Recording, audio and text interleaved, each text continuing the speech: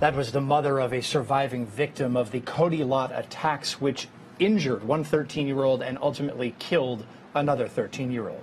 My old friend Julie Rendelman is here on the Law and Crime Network. Yes, very old friend. Well, I mean, I was talking about age. You may be talking about duration of the friendship itself. That's true. But hey, look, so we're talking about Cody Lot here. Yes. This guy gets convicted. The mental health defense did absolutely nothing for this guy. We knew it wouldn't. You know, I think it was a long shot from the start, but the defense had no choice because they really had no defense other than that. But I do think that there's something to be said and something to be gleaned from the fact that this young man had such an incredible mental illness and nothing was done about it before it amounted to such an incredible violent crime such as this. So mental illness can exist, but it does not necessarily mean that it's a legitimate defense. Exactly. I mean, many people have mental illness when they commit crimes. I don't think that's unusual. The issue is whether or not that negates the actual criminal act. And in this case, I think it was clear from the evidence that it did not. The planning, the taking of the .22 caliber rifle, the description that he deliberately hid the mental illness from family. Well, if he can do that, he can discern right from wrong in a criminal sense. Yeah, I mean, that's an unusual look. He's certainly not well. I don't think there's any question, but I think everything that we look at in this case establishes that he knew wrong from right, and that's the crux of what the insanity defense is in this state. And so there was no way he was going to be able to get off. We are going to be back with more analysis of the Cody Lot case when we return here on the Law and Crime Network. It's a murder case in Texas involving the death of one 13-year-old and the injury of another 13-year-old. The surviving victim did testify. We just heard from her mother. More on this case in just a moment.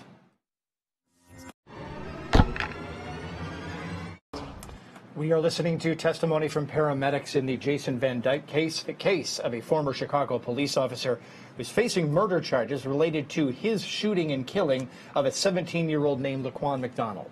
Attorney Julie Rendelman, former prosecutor, current defense attorney, law and crime trial analyst, the person with 3 titles who rolls her eyes when I say them all at the same time. I roll my eyes at you a lot, but go on. Is here to break this down. So, yes. Julie, Jason Van Dyke, what do you make of this guy? Does the squad car footage tell the whole story, or is there another side of this that jurors need to focus on? It's funny. I hate videos. You know, everyone loves videos. They think they capture everything. And yet you're an analyst at a video network. Exactly. And I think the reason that they always make me nervous because there's always an argument to be made that someone misses that of which they think they see. Now, obviously, when we look at the video from how we see it, I mean, this is from, if we're looking right now, we see it pretty much further back, and then now we see the victim running. But the defendant's partner's statements or his testimony is that there is a point that no one sees that he appears to be lunging. I don't see it. I don't know if you see it, but there is a point in time that he says that we don't see it from that vantage point. And the argument for the jury is there reasonable doubt as to whether or not you know, he's guilty or not. Now, the one problem he has is why is he shooting him when he's on the ground? If we accept the initial part where he is in some fear for his life, what is the fear for his life when he's on the ground? And does the jury dissect the first shots from the last shots? Well, you know, some of the charges were tossed in this case, if memory serves me properly. Maybe that's part of the back and forth that we're watching go down there. But, you know, when I hear the word lunge, I'm thinking of someone who's right up on someone else, and that it is a lunge that would have some effect. I don't see a lunge there, let alone proximity, that's close enough to suggest that that guy can have any effect on the officers who are standing several body lengths away. I agree, but to play devil's advocate, you know, like we also have to recognize that we don't know what each person knew or thought they knew before they came into this scenario. You know, like, you know, again, did they know that he had a knife? Did they think it's possible he had something else? You know, a simple, you know, I agree with you that a lunge towards him would be what one would expect to be much more dramatic than what we saw, but we weren't in their shoes. I'm just trying to be devil's advocate to try to see it from another vantage point, because I agree with you, the video certainly doesn't show what he's describing. Yeah, I mean, was it possible that they thought he had a gun? I don't know. I mean, we're going to have to really I don't know. slice Remember, and dice. he has some bias in this case as well, or arguably the witness, because he got immunity. Well, these are good questions. We're going to continue to break down the Jason Van Dyke case out of Chicago when we come back from this quick break here on Law and Crime.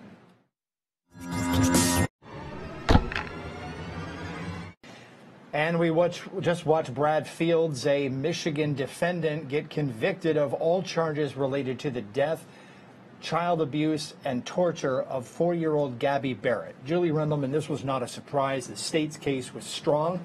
A lot of it was circumstantial, but it was strong, and the defense really didn't put up much of a fight. Yeah, the tough part of the case becomes delineating between what he did and what she did. Obviously, she's not on trial, but, you know, there was always that room to question whether or not the actual acts of assault on the child came from the mother instead of the father. I think those messages between them was probably the toughest part for the defense to explain away, because there really was no way to explain away other than that they had both been involved in this poor girl's death. Yeah, I mean, where would they go with it? Just turn around and say, well, he was venting, he was just sort of joining in with his partner's frustration, but he wasn't involved with it. Well, at that point, there's got to be some more evidence that he wasn't involved to try to beat the charges, because look at the outcome. Sure. The injuries that this girl faced were so severe. The medical examiner's testimony was so graphic. You've got skin peeling off of this 4-year-old child due to the severity of the burns. You've got malnutrition. You've got all sorts of other things going on. But there is issues about, there's questions that always can be raised about cause of death, you know, and so what aspect,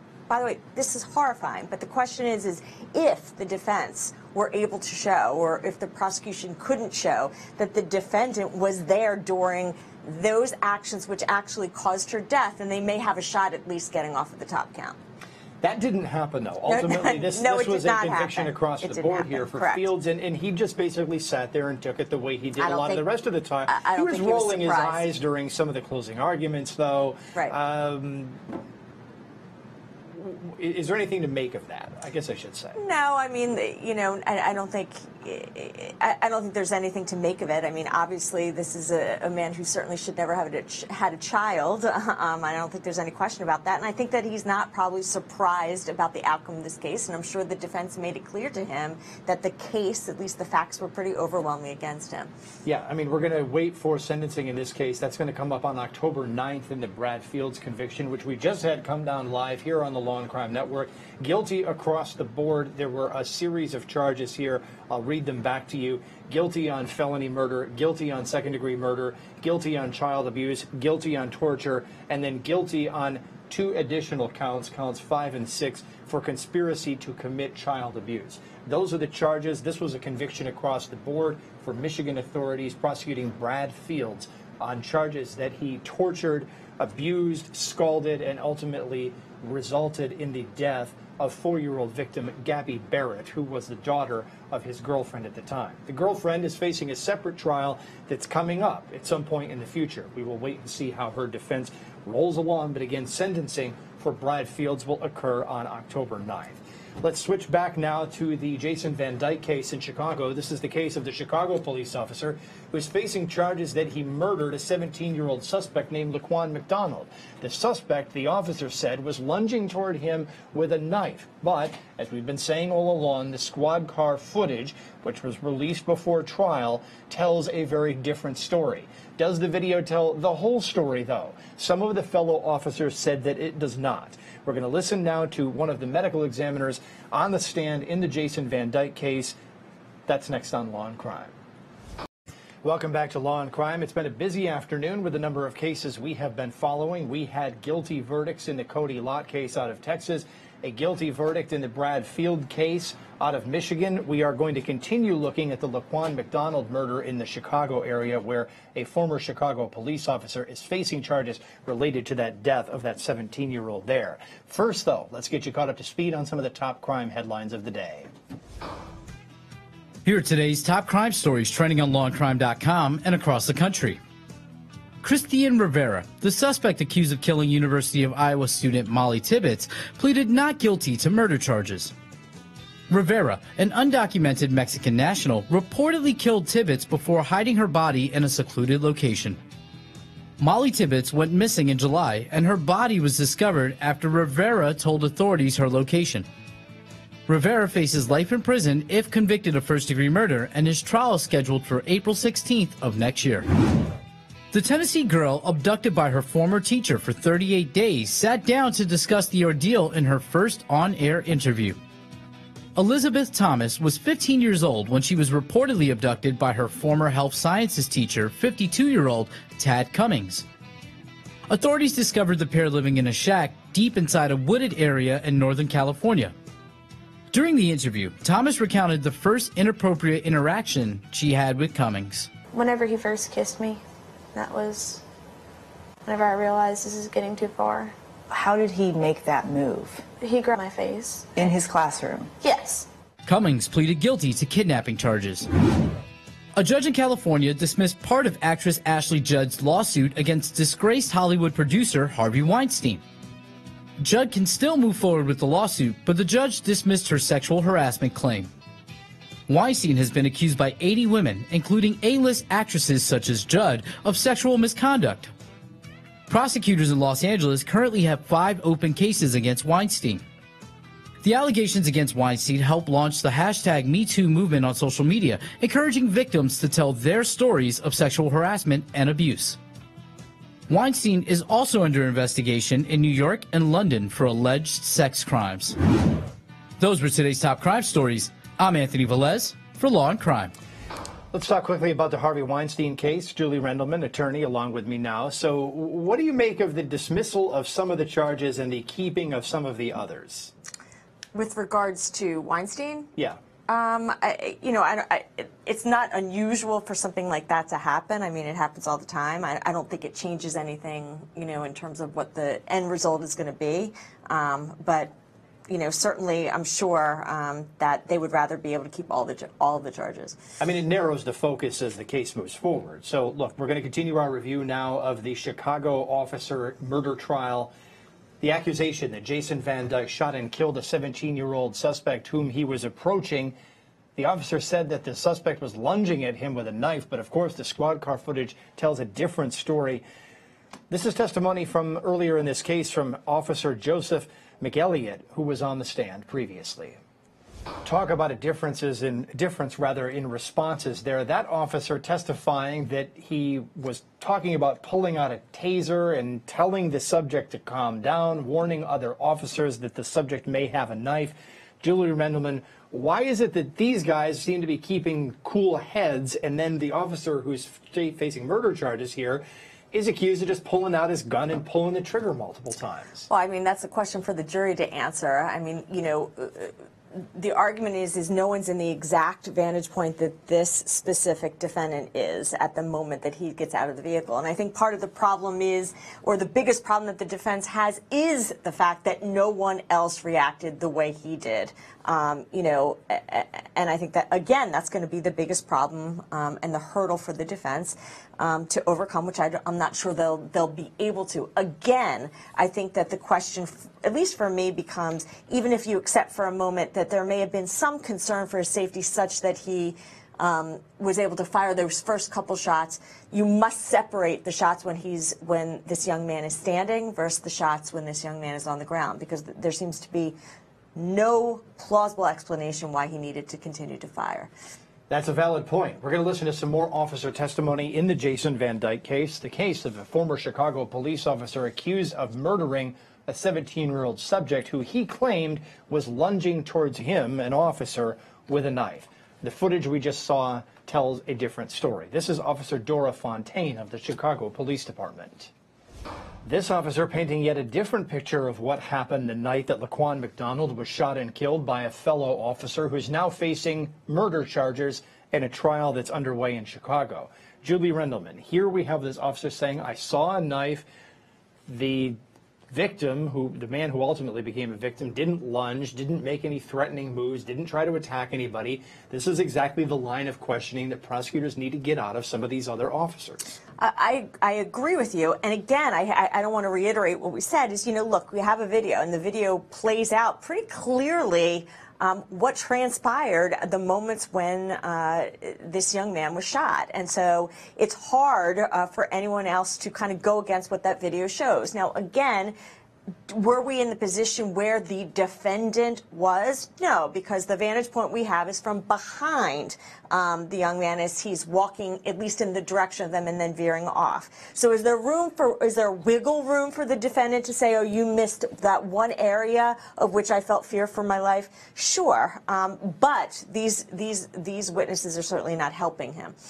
I don't think that the defendant has much wiggle room at all in this case because, I mean, if nowhere in that footage is the video so compressed spatially to suggest, and we're going to look at it yet again here, that he was anywhere close to the defendant. I don't disagree with you. I think the issue is whether or not there's any evidence that he was turning to him in any way that indicated some type of threat towards them. Yeah. Remember, keep in mind, you know, devil's advocate, the officer is there, you know, he comes out, he knows that the guy has been aggressive towards other people, has, you know, slashed the tires.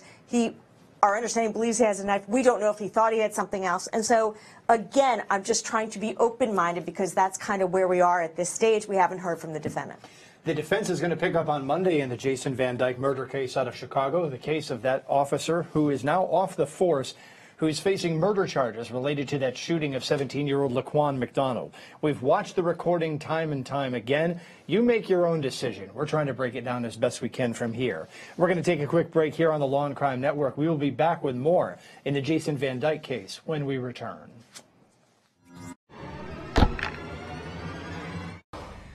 A lot of evidence flags on the ground in those photos taken by the Chicago PD. Julie Rendelman.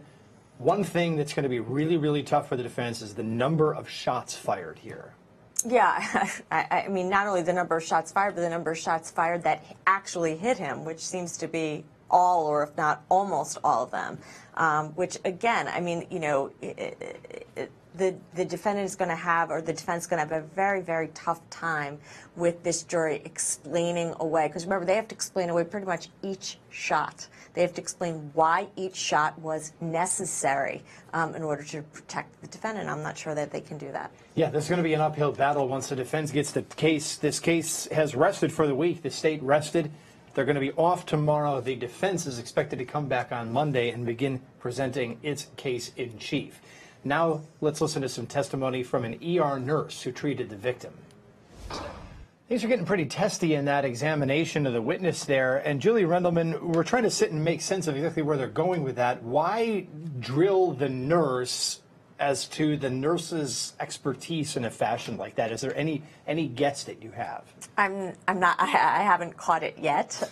You know, look, I mean, we talked about cross-examination, the skills of cross-examination. We have to pick who, we have to do cross-examination based on who our witnesses are. And so to pick on this individual doesn't seem to make a lot of sense, and it's not going to get you very far in front of this jury. Yeah, I'm not quite sure why this got so heated, and I think the judge was probably correct based on what little I know of it, to sort of push this guy along and get it moving along here. Well, we're going to continue listening to more testimony from that ER nurse who treated the victim right now. At least. I mean, maybe the point of this, Julie, and I'm just trying to analyze it with what little snips we have here, is to say all of this testimony about treatment and working on the victim is just sort of like adding up drama for the prosecution, and that it was all done after the victim had been pronounced dead. Is that what I'm getting out of this? Okay. You know, sometimes people just want to hear themselves talk, and sometimes they use that octave and they just keep that octave going the entire time, and no one's listening to them anymore. And that's kind of how I feel about what's going on here. And I think the judge is right to basically say to him, let's stop the drama. You know, because here's the thing: it's like, just ask your questions. It's okay to be aggressive when aggressive is appropriate. I don't know how it fits in this line of questioning. I'm not sure either. I'd have to really go back and sort of review the breadth of this. But what I'm wondering is if that was the defense attorney up there, was he trying to drill into this witness to say, hey, look, all of this stuff was going on after this victim was already dead, and in other words, there's no reason for you to have even testified about it. Right. And where does that get us, though? I'm not sure where that would get. It takes all of the medical drama out of the situation and focuses not so much on the number of injuries, but rather on the officer's intent. I understand that, but at the end of the day, the most important thing is not just that he was shot, but where he was shot and how those shots caused whatever injuries that resulted in his death. So, or in the minds of the defense, what's the intent of the officer? And I that's understand probably that. where the defense wants to focus. We're going to take a quick break here on the Law and Crime Network. We'll be back with more analysis of the Laquan McDonald case when we return. Synchronized dash cam footage there in the Jason Van Dyke murder case out of Chicago, where a former cop is accused of murder. Julie Rendelman is an attorney here in New York City who joins us regularly. This is tough because one of the dash cam recordings is all blurry. What can we really make out of it?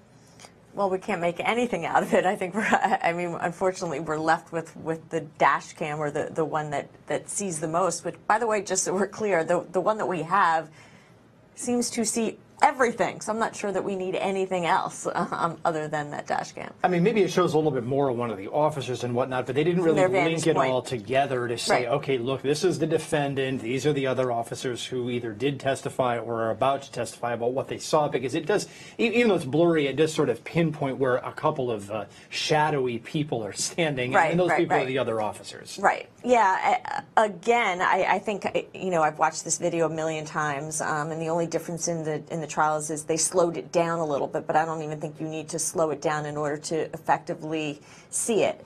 There is a point where he does turn to him. I see a point where he turns to him. It's tough because it looks like his right arm also moves as well. So did he think he had a gun there? Right, and that's the look. I don't think we have all the answers yet. And by all means, like when we look at this case, it's shocking, it's troubling. The takeaway I always get from this is how these officers are not trained properly and how to deal with these type of matters.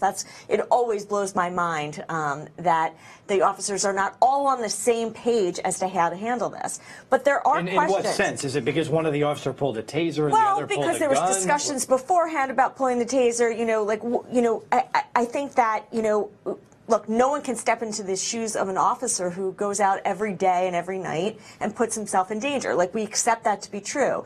But we expect also that there's to be training so that everyone understands what it is that requires you to use your gun and what requires it not to. Remember, by the way, if he was in fear, there's an argument to be made he could have pulled a gun and shot once. But as a prosecutor, what are you going to do on summation? You're going to go, tell me about 1, tell me about 2, tell me about 3, and you're going to go through every shot and ask the jury for the defendant to explain how in God's earth did he need to shoot 14 times? And if you don't have an answer, he's guilty.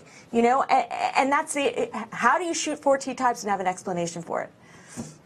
It's tough to have an explanation for it unless he believed that the victim had a gun and that even though the victim was down, the victim could continue shooting. There's a problem with that, though, and the problem is that we have the partner who says, I believe, and I could be wrong, that in the middle of when he hadn't finished shooting, he said, let me go over and get the knife from him.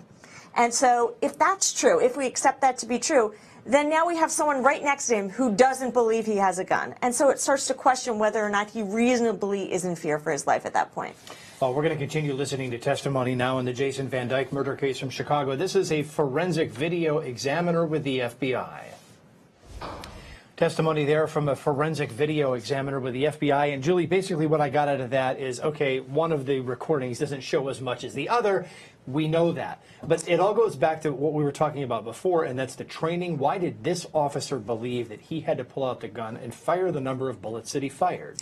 Well, I assume it's a rhetorical question because I think we don't seem to have the answer for that, and that's why by the way, that's why we're here, and that's why he's on trial. We're always in a hard position because we were talking about this while off camera. It's always difficult when we talk about officers who put their lives in danger, and we know that. And I said to you, if I was out there, God, I wouldn't know when to shoot and when not to shoot, and that's why training is so incredibly imperative.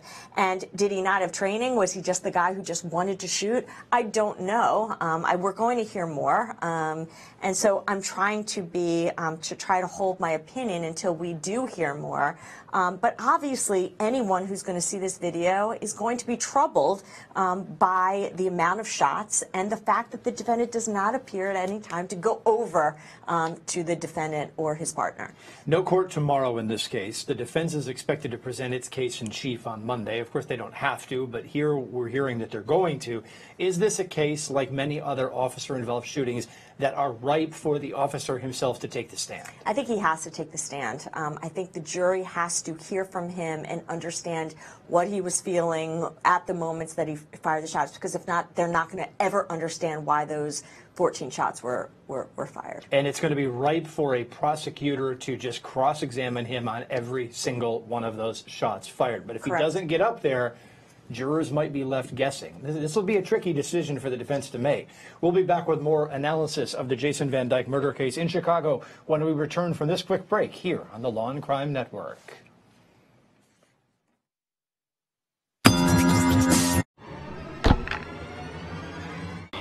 We're talking about the case of a Chicago police officer facing murder charges related to the death of a 17-year-old subject who he shot and killed in a street. Was the officer justified in firing? Julie Rendelman, this expert's testimony really not a surprise to either one of us. I agree with it. I think you do too, right? Yeah, absolutely. I mean, obviously he's saying that the victim posed a threat. We accept that he posed a threat, but he didn't pose the threat that required the force that was used. That wraps it up really quickly. You know, how does the defense try to rebut this? Is it zeroing in on what the officer may have seen that the video didn't clearly capture? Well, obviously it is. I think it's look, it's easy for an expert to testify. The expert's not the person that's out there. So, for them to delineate an opinion about what they believe is the appropriate use of force is not necessarily useful if they're not the person out there experiencing what they did. But when you take that expert's testimony and you couple it with the video, they seem to work hand in hand together and seem to be very different than potentially the defendant's point of view. This is going to be an interesting case to continue to follow. Questions as to whether or not jurors are going to put a lot of emphasis on the video that we're watching play out yet again. There was the fatal shot. The officer continued to fire after the victim was on the ground.